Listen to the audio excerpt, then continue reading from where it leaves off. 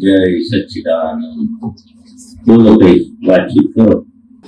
અહીં તમારો ઉગાડ માટે આવવાનું છે, પ્રશ્નના ખુલાસા માટે આવવાનું છે. પ્રશ્ન જ ના હોય તો પછી પામી ગયા છો. બધું જ્ઞાન તો લીધું છે ને બધાએ. કોણે કોણે નથી લીધું? એ ખાસા છે આ વાત. નથી આ બધાએ લીધું છે. શિબિરમાં શેના માટે આવવાનું? હું પ્રશ્ન પૂછું, તમે ના પૂછતા કોણ જવાબ આપશે? જવાબ એ નહીં આપે એટલે પ્રશ્ન પૂછવાના બી નહીં. કૃષ્ણાબેન, તમારા ક્લાસ વાળા કેમ આવું બધું? ના બોલશે પૂછે એવા છે. હે બધા એજ્યુકેટેડ છે. કોઈ ડોક્ટર છે, કોઈ સીએ છે, કોઈ વકીલ છે. વકીલ કોણ? બરોડાથી આવો? સુરત? હા, મને કહ્યું સુરતથી આવે. આ કૃષ્ણાએ જ કીધું. બરાબર છે. 3 જણા આવ્યા છે સુરતથી. એટલે એડવોકેટ થઈ ગયા. સનત મેળવી લીધી, સનતે આવી ગઈ. પ્રેક્ટિસ શરૂ કરી, ચાલુ જ છે. જોબ કરતા છે કે પોતાનું કોઈ વકીલની અંદર શીખવા માટે કોઈકની સાથે. ચાલો, સરસ.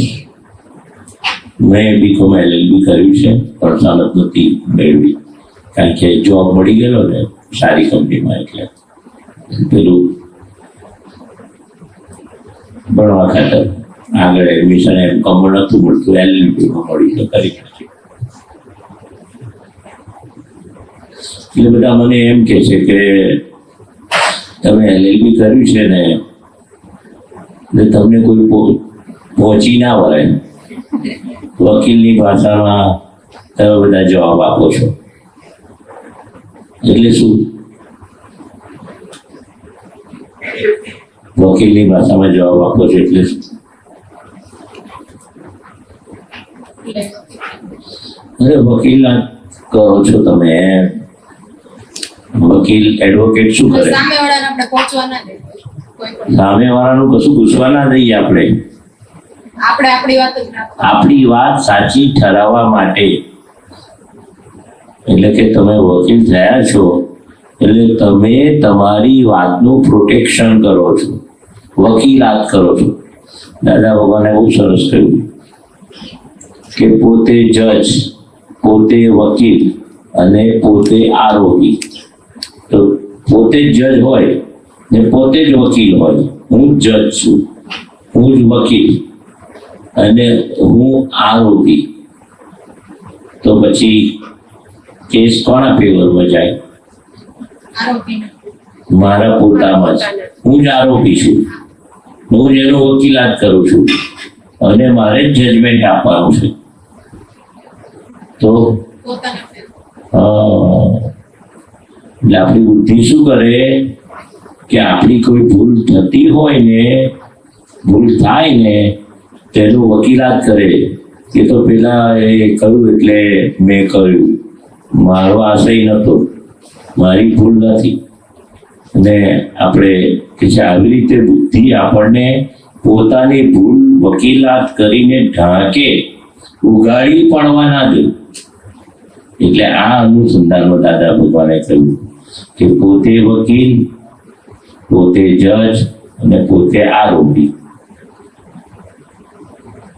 બહુ મોટી વાત છે આ.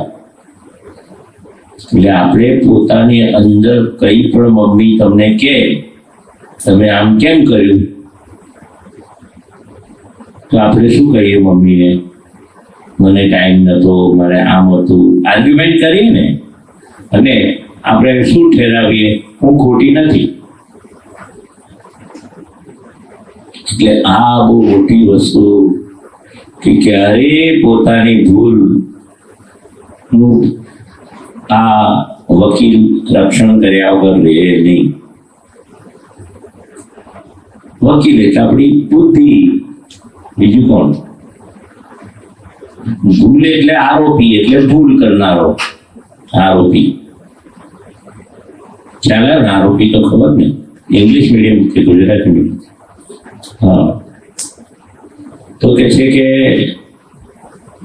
પોતાની ભૂલ ઢાંકવી કઈ રીતે? તમે કઈ રીતે ઢાંકો છો? વકીલાત કરીને. દાદા ભગવાનની હાજરીમાં પણ અમે અમારી દાદા ભગવાન ભૂલ બતાવતા હતા, તો છતાં અમે અમારી ભૂલને વકીલાત કરીને ઢાંકતા હતા. મેં કર્યું નથી, પેલાના કહેવાથી કર્યું છે, અથવા બીજું ત્રીજું બહાનું કાઢીએ, ઉતાવળ થઈ ગઈ કે રગવાટ થઈ ગયો કે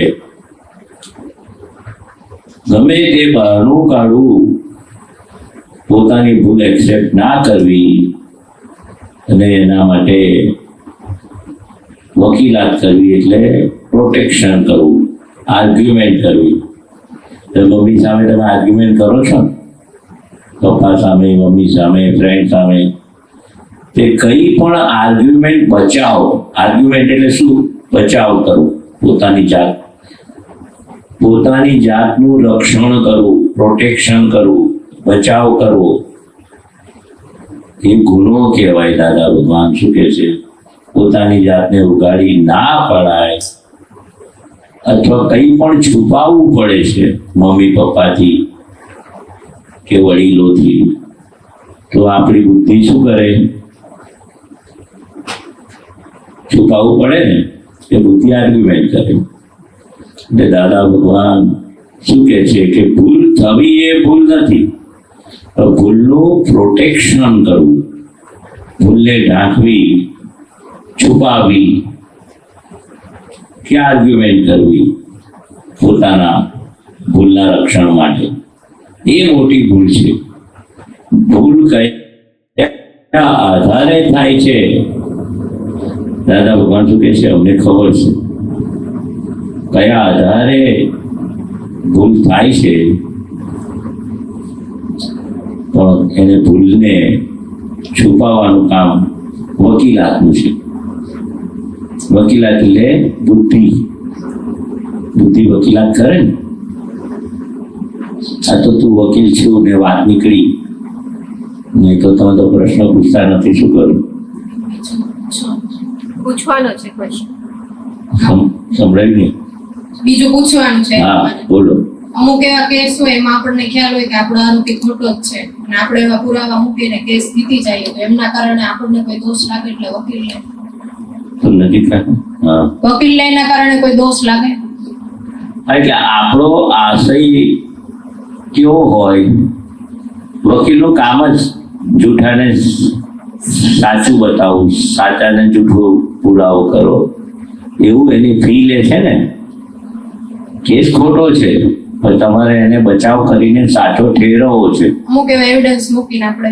હા, એટલે આપણે એની જવાબદારી લઈએ છીએ. ખોટા એવિડન્સ મૂકી આપણે પૈસા કમાવા માટે શું કરીએ? ખોટા એવિડન્સ મૂકી એનો બચાવ કરી એને જીતાડીએ છીએ. ખ્યાલ આવ્યો? ખોટું એ ખોટું જ કહેવાય ને, પૈસા માટે જ કરવું પડે છે ને બધું. પણ આપણે ખટકો તો રહેવો જ જોઈએ, અંદર પસ્તાવો તો રહેવો જ જોઈએ. બને ત્યાં સુધી ના થાય તો સારું. આ ધંધો એવો છે ને, તમે ના કરો તો ગ્રાહકો આવે નહીં, તારે ક્લાયન્ટો ના આવે. એટલે ના છૂટકે બહુ સરસ દાદા ભગવાને કહ્યું કે નીતિ કરો તો સંપૂર્ણ કરો, સંપૂર્ણ નીતિ પાળ. અને જો તારે આવું અનીતિ કરવી પડે તો નિયમ સરખું અનીતિ કરજે, નિયમ તને મોક્ષે લઈ જશે. એમ આજે જૂઠું બોલવું પડે ને તમારે વકીલાતમાં. જે રીતે દાખલો આપું, લાંચ, આ વસ્તુનો દાખલો આપું કે લાંચ લેવી પડે, કે આવા કેસ 2-5 લેવા પડે તારે, તો તમારે નક્કી કરે ત્યાં ગવર્મેન્ટ ઓફિસમાં કે મારે શું ખૂટે છે ઘરમાં, કેટલા પૈસાની જરૂર છે. 5,000 ખૂટતા હોય તો મહિને 5,000ની આપણે તે વખતે દાદા ભગવાન દાખલો આપતા હતા કે 5,000 આપણે સુધી લેવાના વધારાના. પછી કોઈ 25,000 આવે, 200 આવે, 500 આવે, એમ કરી 5,000 થઈ જાય ને આખા મહિનામાં. પછી વધારે આવે તો પછી નિયમ તને મોક્ષે લઈ જશે એમ.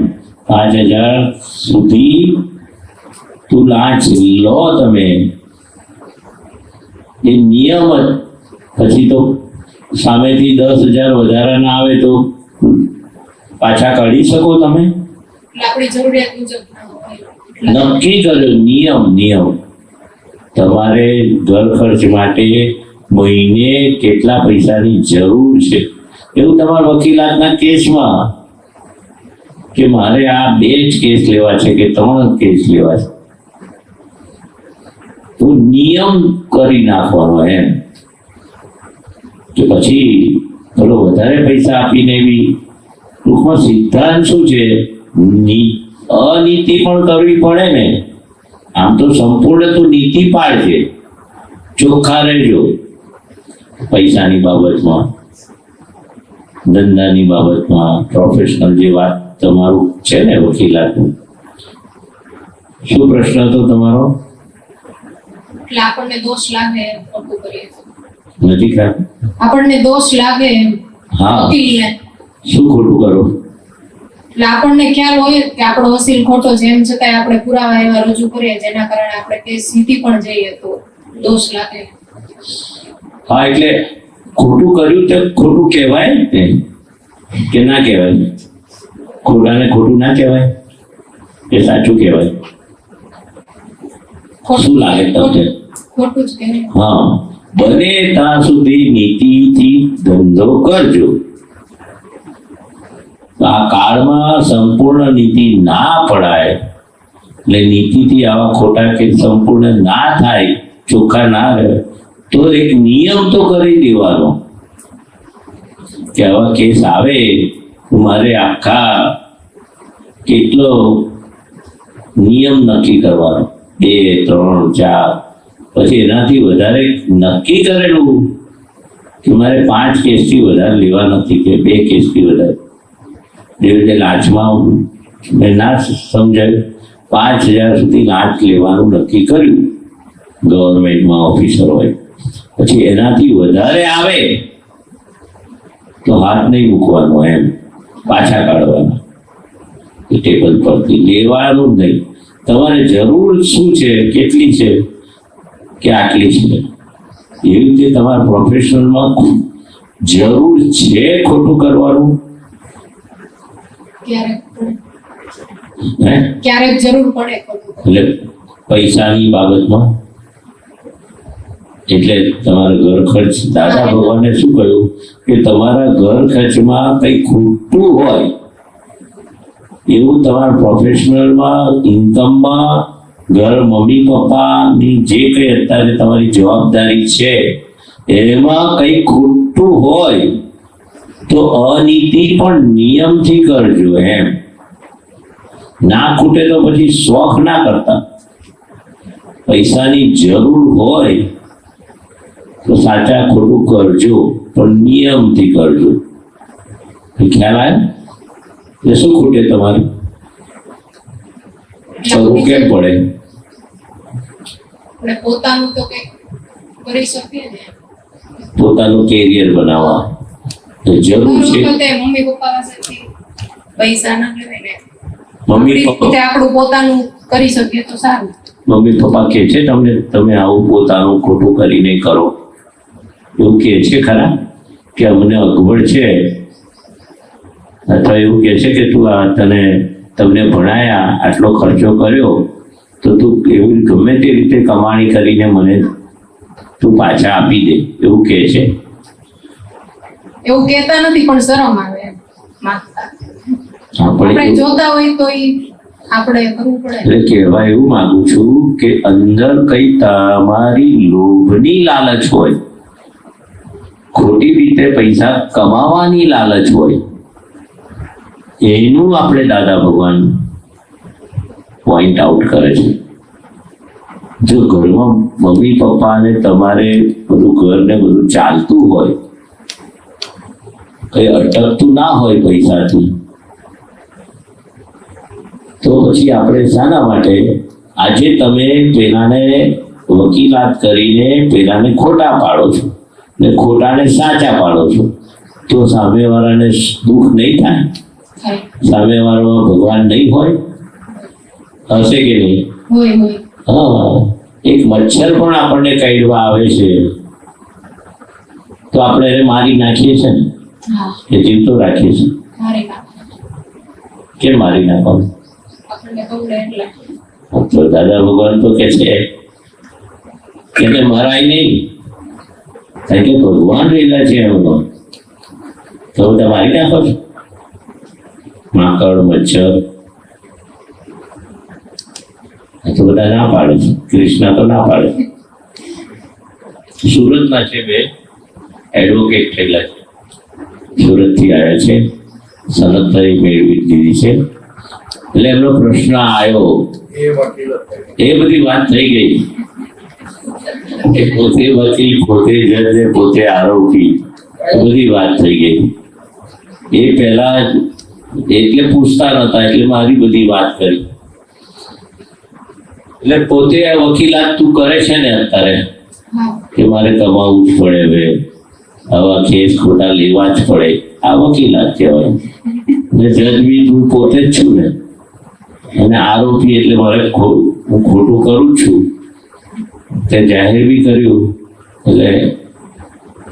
એટલે જજમેન્ટ હવે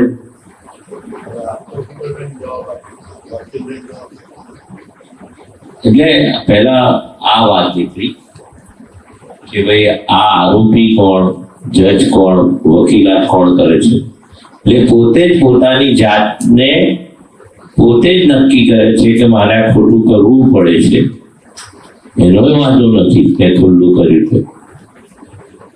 જજમેન્ટ બી તારી બુદ્ધિ જ આપે છે ને કે આ કરવું જ પડે છે, મારે જરૂર છે. એટલે મેં દાદા ભગવાનનો દાખલો આપ્યો આ રીતે લાંચનો, કે કેટલી જરૂર છે તારે કેરિયર બનાવવા માટે ને. એટલે આપણી જે જરૂરિયાત હોય એ મુજબ લે મોક્ષ. આપણે નક્કી કરી દેવાનું એ ઇન્કમ તારી ના કહ્યું, આ કેસ કયા એ ઇન્કમ કહ્યું કે આપણે 5,000 10,000 જેટલી જરૂર હોય. પછી પેલા બધા કેસ આવે 25,000 વાળો, તો 10,000 નક્કી કર્યા, એક 25,000 નક્કી કરે, એવું નથી કેતો 10 કે 5, એક ફિગર નક્કી કરી નાખવાની ઇન્કમની, કે મારે એને દાદા ભગવાનને પ્રાર્થના કરવાની કે આ રીતે મારે ખોટું કરવું પડે છે, એ લિમિટ બાંધી દેવાની. કારણ કે એના વગર તો ચાલે એવું નથી ને, એ ચાલે એવું છે. હવે તો હા, હું તમને પૂછું છું. હા, એટલે હવે વકીલ બની ગયા તો હવે જ કરવું પડે ને, હવે બીજું શું કરવું? ના, વકીલ બનો તો કેસ તો આવવાના ને,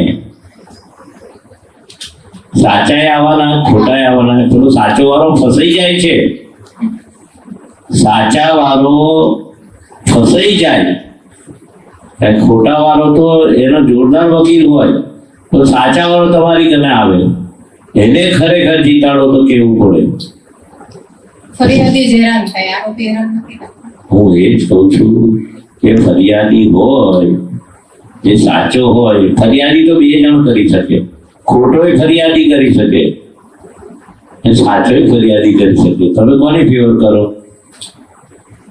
જેમને પેલા ખોટા વાળાનું નહીં, સાચો ફરિયાદી છે, હે? જેની સાથે હકીકતમાં ખોટું થયું છે એ ફરિયાદી. એનો જે વાંધો ખોટી નથી. ફરિયાદ કરે છે એ નહીં, તમે કોનો કેસ લો એમ કહું છું, સાચાનો લો ખોટાનો લો. જે આવે. હા, તમારે તો ક્લાયન્ટો જુએ, ખોટો આવે કે હા છે, પૈસા હાથે જ કામ ને. પણ તમને ખબર પડી જાય આ ખોટો કેસ છે, પડી જાય. ફાઇલ જોઈએ હે, અને એને તો જે હોય એ સાચું કેવું જ પડે ને. અને સાચો કેસ હોય તોય ખબર પડી જાય. હા, એમને જે હોય એ કેવું પડે ને હકીકત. નકર એનો વાંધો નહીં, હું તો પૂછું છું તમને કે આ સાચો કેસ છે, ખબર પડી જાય છે હા, તો સાચો લેજો ને, ખોટા ના લેતા. અને લેવા પડે તો નક્કી કરજો. કહ્યું ને કે મારે આટલા જ કેસ લેવા છે. તો નિયમ તમને મોક્ષે લઈ જશે. નિયમ તમને બોધરેશન નહીં થાય, ડિપ્રેશન નહીં થાય, બોધરેશન આગળ તકલીફ નહીં પડે. નહીં તો આ મન આપણું કેવું છે, બુદ્ધિ ટેવાઈ જશે કે જે આવે તે લો ને, કમાઈ લો ને, આ કેવી રીતે બનાવી લો ને, કઈ ગ્રાહકને જવા, ક્લાયન્ટને જવા દેવા છે. એટલે આવું મન આપણું લપટું પડી જશે. એટલે મન પછી કુસંગ ખોટું કામ કરતા તમે અચકાશો નહીં. એકવાર તમે ગાંઠ બાંધશો ને કે મારે ખોટા કેસમાં હાથ ગાળવો નથી, સાચા કેસમાં હાથ ગાળવો છે, એવું નક્કી દાદા ભગવાન પાસે શક્તિ પણ મંગાય, નક્કી પણ થાય. એટલે આ લોભને લીધે, પૈસાના લોભની ગાંઠને લીધે તમને અંદરથી એટલું કશું વિચાર જ ના આવે, સાચા ખોટાનો વિચાર જ ના આવે. અને એનું શું નુકસાન થશે?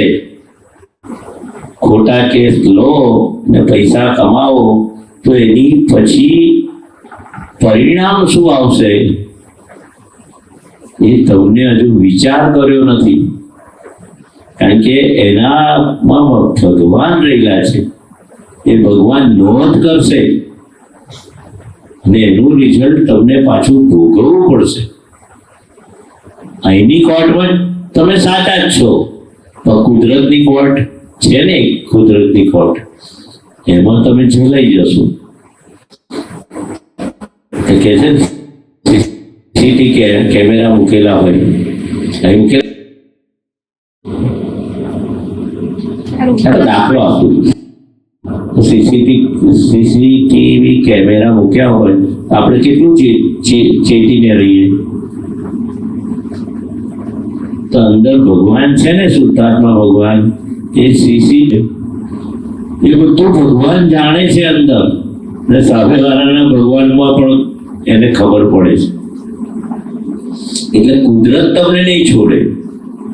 આપણે ભગવાન નહીં છોડે એવું નથી બોલતા, પણ જેવું તમે કરશો એવું એનું પરિણામ આયા વગર રહેશે નહીં. તમે ખોટી રીતે પૈસા કમાશો તો પછી એને ઘરે કામવાળી થઈને પણ એ પૈસા ચૂકવવા પડશે. એટલું બધું હિસાબી જગત છે. કોઈનું અણહકનું લીધેલું એને ચૂકવવું પડે કે છે. એવું કે છે દાદા.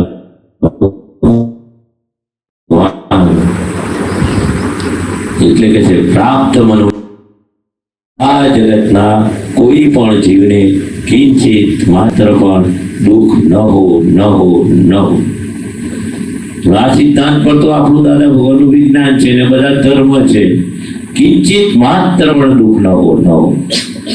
તો પેલાને કેટલું દુઃખ થાય કે સાચો માણસ છે ને ખોટાનો કેસ લીધો ને તમે સાચાને ખોટા ઠેરવ્યા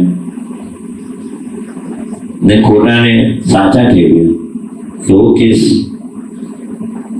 તો પછી એ તમે નિમિત્ત બન્યા છો. અત્યારે તમે કેસ જીતી ગયા, ખોટાને સાચો ઠેરવ્યો. તો પેલામાં રહેલા ભગવાનને નોંધ કરશે, તમે નિમિત્ત બનશો. છતાંય તમને અંદર લાગતું હોય કે આના કર્યા વગર ચાલે એવું નથી, તો મેં કહ્યું નક્કી કરજો, નિયમ લેજો. બોલો હવે આગળ કઈ પૂછવું છે? કેમ 5,000 મોંઘવારી એટલે આજે કમાવ છો 5,000 નું ખોટું કરશો નહીં? હા 5,000 હા, એટલે 5,000 બહુ ઓછા કહેવાય. કેમ આટલા ઓછા?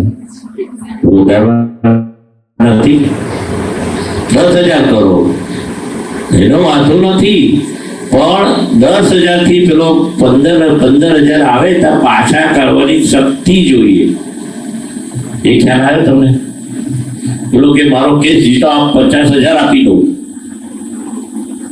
દાખલો આપું છું. આપો તો તે વખત 50,000 ના લો, ભાઈ મને 5,000 જ આપો કે 10,000 આપો, મને નથી જોતા. બસ એ કેસ પતી ગયો. 10,000 કે 5,000 નક્કી કર્યા પછી અનીતિ કરવી નથી. અનીતિ કહેવાય, પણ તમે નિયમથી કરો. આ દાદા ભગવાનનો દાખલો છે એટલે મેં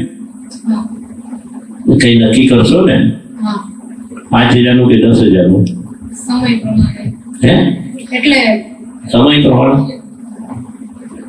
ના, પછી નક્કી કરજો આ વખતે 5,000, પછી આવતા વર્ષે મારે 7,000 જોઈએ તો 7,000, પણ નક્કી કરજો. હા થશે નક્કી હા તો તમે જીતી ગયા, જાઓ. એટલે મન તમને પજવે નહીં. પછી મન નક્કી કરેલું હોય તો મન તમારા કંટ્રોલમાં રહેશે. જો નક્કી ના કરો ને તો બધી બાબતમાં મન તમને હેરાન કરશે, રાતે ઊંઘવા બી નહીં દે. એ જ વિચાર આવશે, અનીતિના જ વિચાર આવશે, અશાંત પરિણામ થશે. આજે ખબર નહીં પડે તમને, પણ તમારા જીવનની લાઈફમાં કઈ પણ તમે નક્કી નહીં કરો કોઈ પણ બાબતમાં કે મારે આટલાથી વધારે ખોટું કરવું નથી, ધંધાની ને પૈસાની બાબતમાં,